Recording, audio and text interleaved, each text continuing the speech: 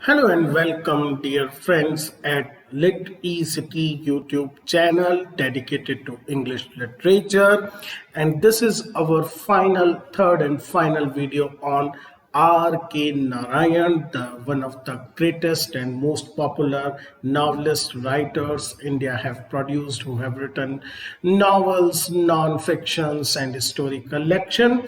In this last video of the series, we will discuss some of his later novels and also know about his other works like mythologies and short story collections and collection of essays. So, going further with his novels, the next work which we will discuss is A Tiger for Malgudi, first published in 1955. It is written from the perspective of Raja. Raja is a tiger who recounts his life lived in the Malgudi Zoo. Narayan actually consulted with noted tiger expert K. Ullas Karant while writing the novel. And in the novel, Narayan also used the myth of Buddha's enlightenment in the story. So it is basically, the story is also an allegory. The novel begins as Raja, the tiger, remembers his early life, which he lived in Mampi jungle, and how the other creatures of the jungle feared him because of his predatory skills.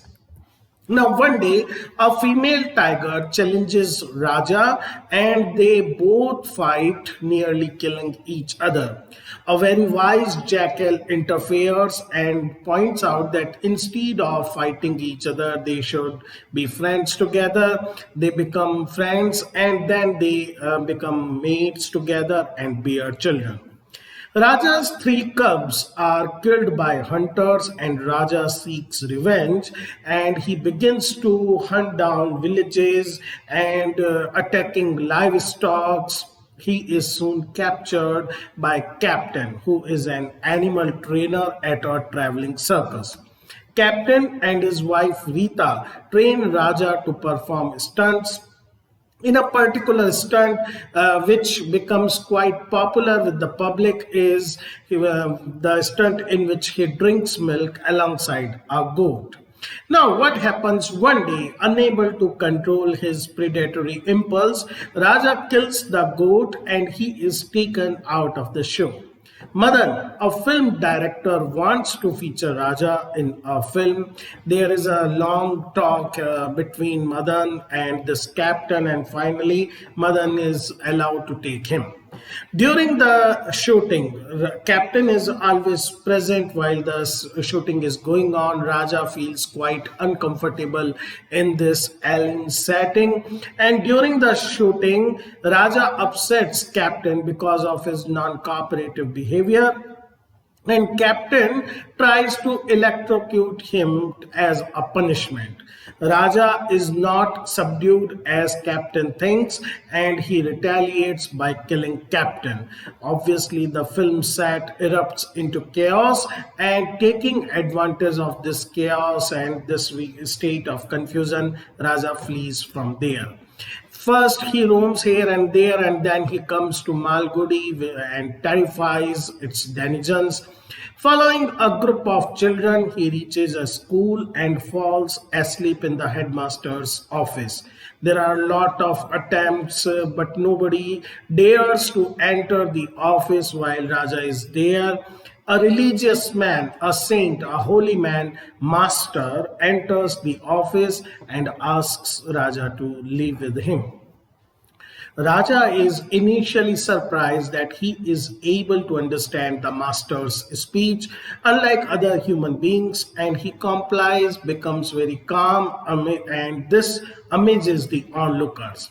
Raja and the master now travel throughout India, spreading a philosophy of non-violence, which is, we can say, the lesson of this novel.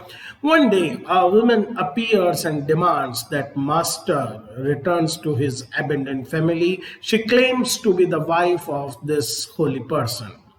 Raja gradually becomes old and finds it difficult to hunt, and the master invites a zookeeper because now the master realizes that his own end is approaching, and he tells the zookeeper to take Raja, promising to take care of him.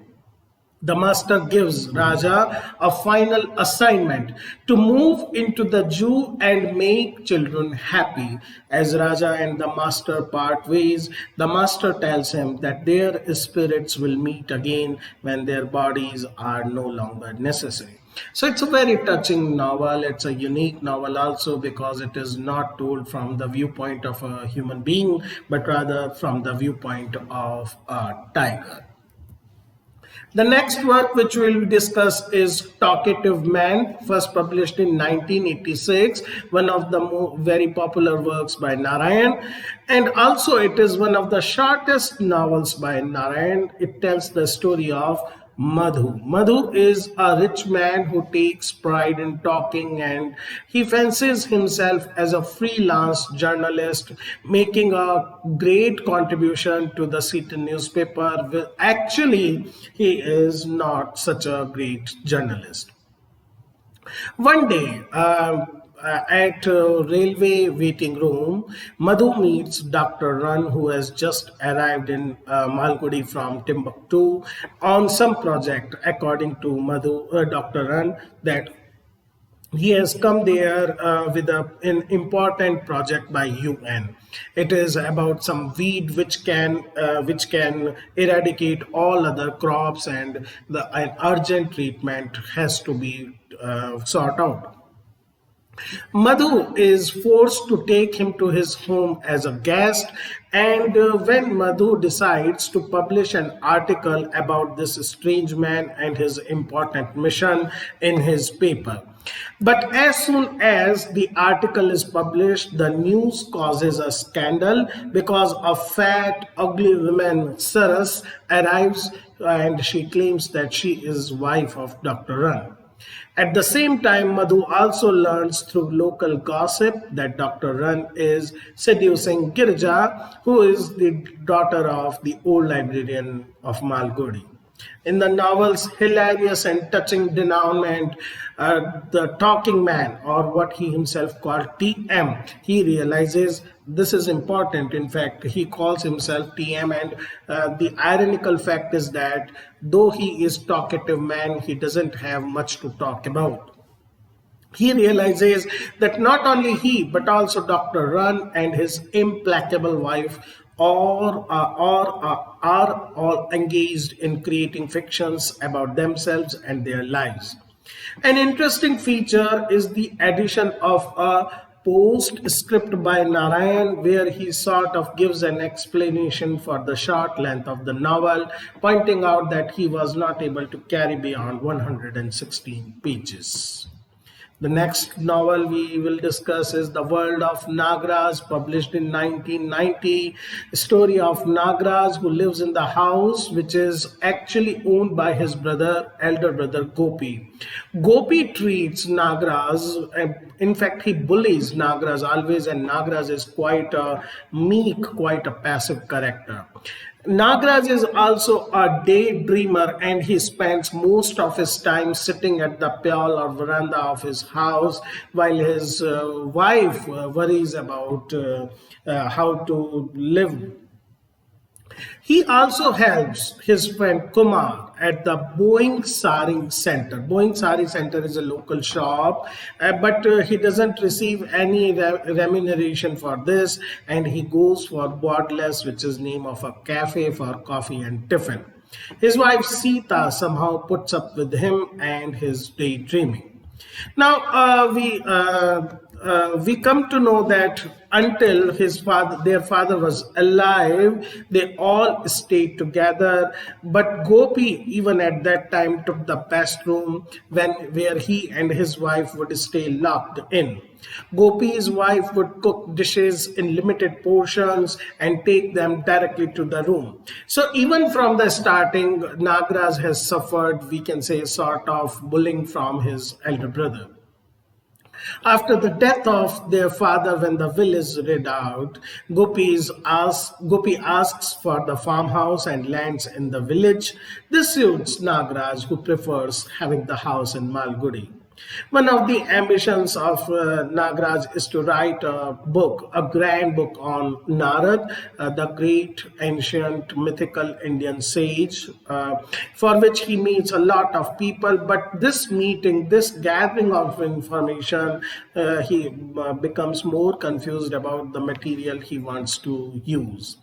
Then the twist in the story comes when Krishna, fondly known as Tim, the son of Gopi, he leaves his tyrannical father and lands up at Nagra's house along with his wife Saroja. Tim's wife, she has the peculiar habit of playing the harmonium in the mornings, and this is a source of intense irritation to Nagraj because at that time in the morning he wants to concentrate on his writing. Tim also involves in dubious activities like drinking and coming to home late night. All this causes a lot of disturbance in Nagraj's life. The novel ends with Nagraj still attempting to write the book, as the Pandit who offers him guidance is totally non-cooperative and quite corrupt one.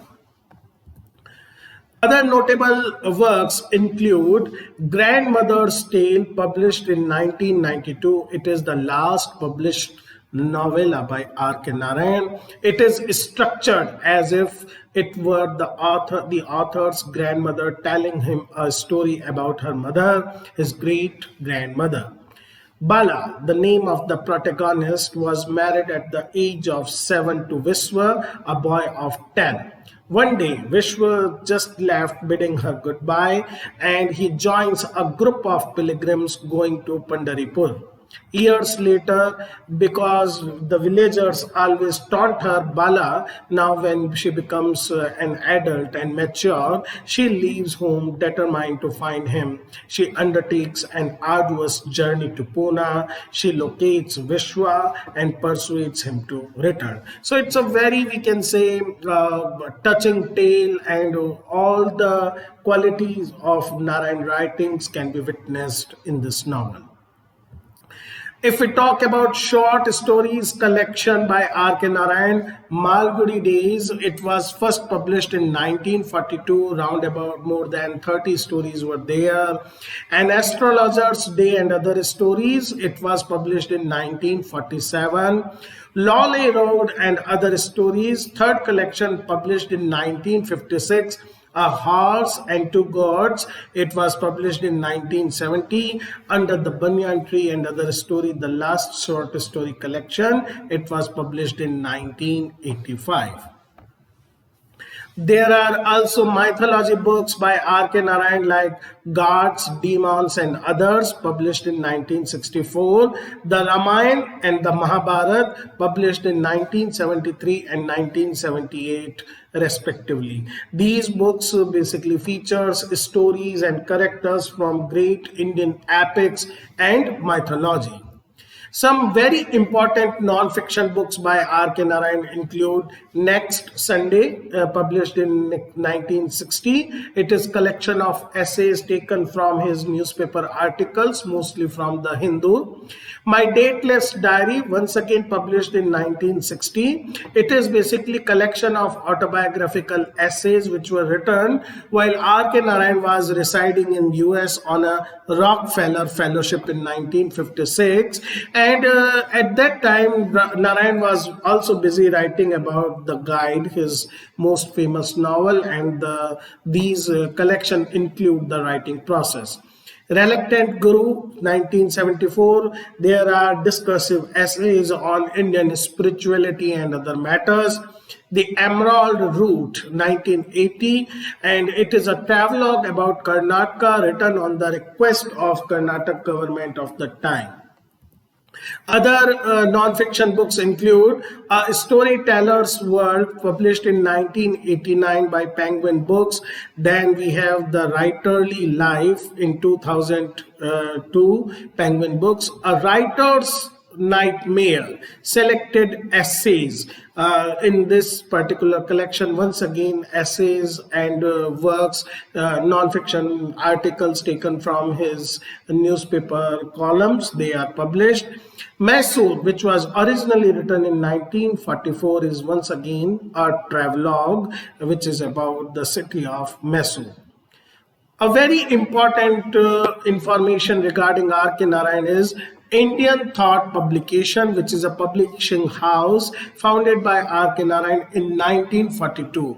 The exact reason behind setting up this publication house was during Second World War, R K Narayan find a shortage of printing material, and that's why he thought of setting his own publishing company. The first book to be published by the company was Malgudi Days in 1942, and later most of R K Narayan's works were published by Indian Thought Publications. Okay, dear friends, that's all for today, and this is all about R K Narayan, one of the most versatile, one of the greatest humanistic writers India has produced. I hope these three videos help you understanding his journey as a writer, and the brief summary of his works will help you in your exam. Keep supporting the channel. Thank you, friends.